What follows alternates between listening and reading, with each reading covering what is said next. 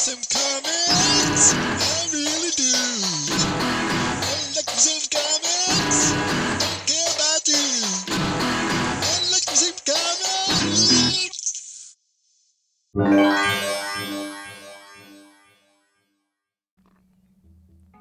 Yeah, Arrow County. Well, cover gets a yeah for starters, doesn't it then? And you're halfway in already, aren't you, with that?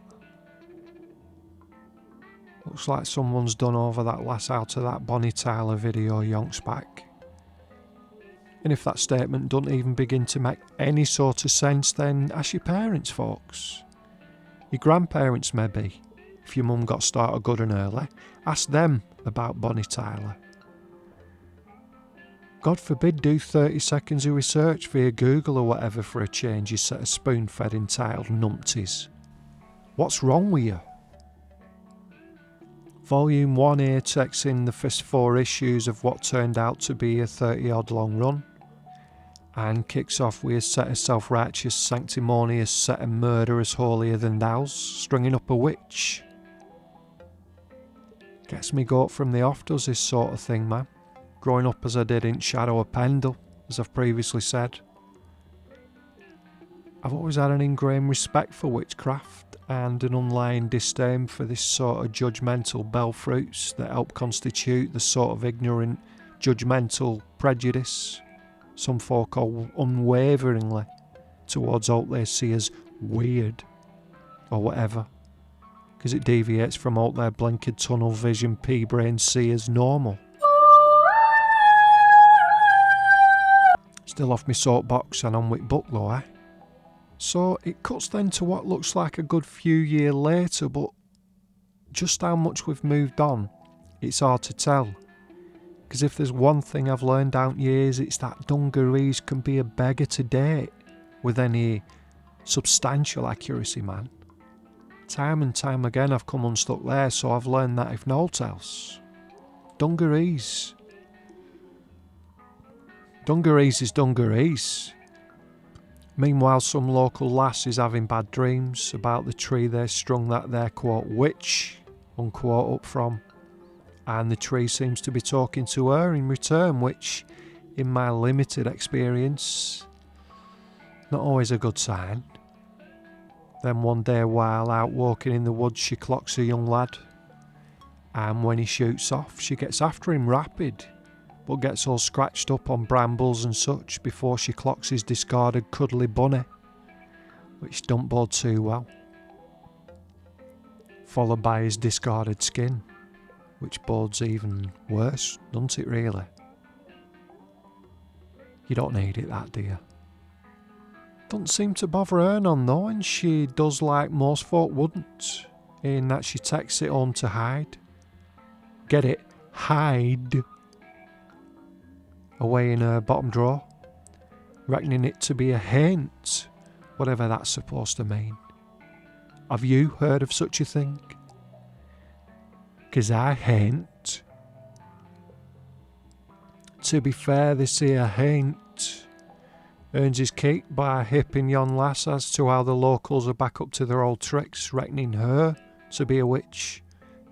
So she scarpers off pretty sharpish, and as it's about as dark as it gets outside, she shifts like sugar off a shovel and wisely chooses to head off into the nearby woods.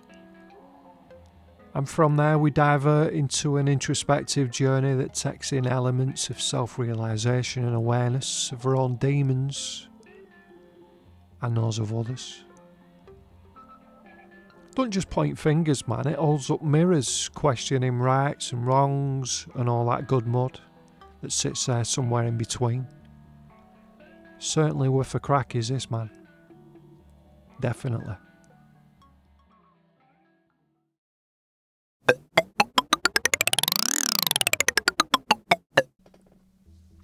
Now, I've already waffled to anyone who'd listen about me absolutely seismic juvenile giddiness about when your man Ballboy rocked up in Roger the Dodger one Beano, and what that did to me young noggin in what was retrospectively my first crossover encounter. So can you even try and get your head round what I thought a year or two after that, when Grandad Jim brought me a pile of old superhero stuff he picked up down Burnley Flea Market, and this were there. 2 superstar goodies looking to mix it good. Yowzers. I never seen out like it, man. And look, I know all about how folks with too much time on their hands and too many opinions swimming round the sanctimonious pea-brains might want to come with this, but actually the Hulk isn't actually a hero, and actually come to think neither is a Silver Surfer actually, and blah blah blah blah blah blah blah blah blah blah blah blah blah. And like most people, I couldn't be less interested. You flipping boring gets. Save it for some desperado insomniac who's built up an unhealthy intolerance to the kit pills or something. Or 8. While the rest of us human beings can dig on what is ostensibly a battle of sorts. But more a wills than pure fisticuffs really is this. Rationale versus brute strength. Anger versus despondency. Silver versus green. And as per the Hulk, we'll just not have it. Any of it. And the surface patience can only tolerate so much, so something's got to give, man. And something does. As per the Rozzers, try and keep the peace, weighing in with a circle of flamethrowers, which leads to some much needed common ground for the unlikely pair. But can that last? Also with a quick mention here is the accompanying Submariner tale that sees him rolling round seafloor with someone who I thought as a kid were that dude who were made out of bricks, who had clock knocking round with some flying fire fella. Weren't him though. I thought it were, but it weren't.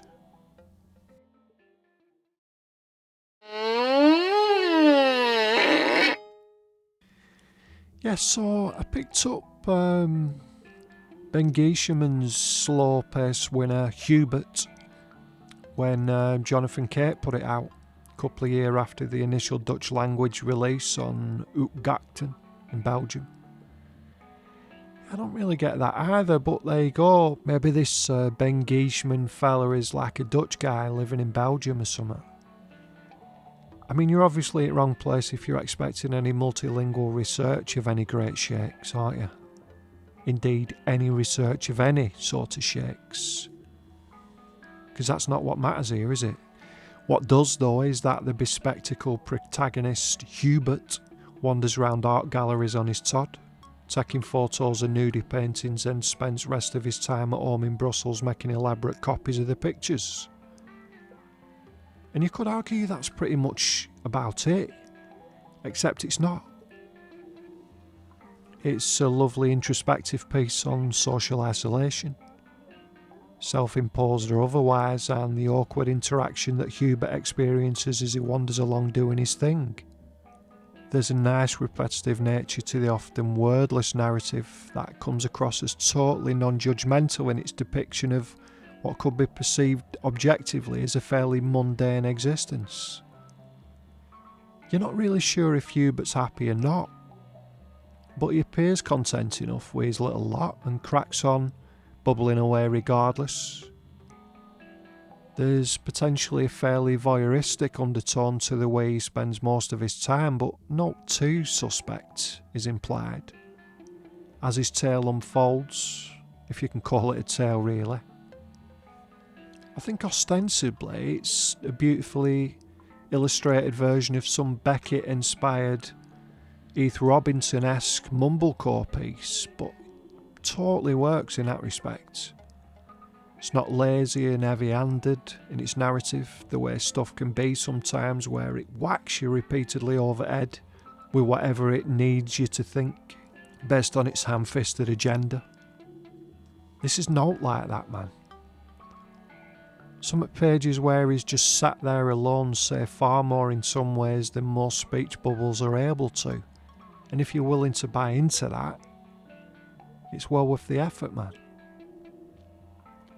The space this minimalistic approach affords enables you to think about stuff beyond what's there on page and induces some sort of empathy to these cats you see wandering about round the periphery of most gaffs, if you're even halfway interested in acknowledging that they're there at all. I can dig why Hubert is probably not going to be everyone's bag, but it's all the better for that, really.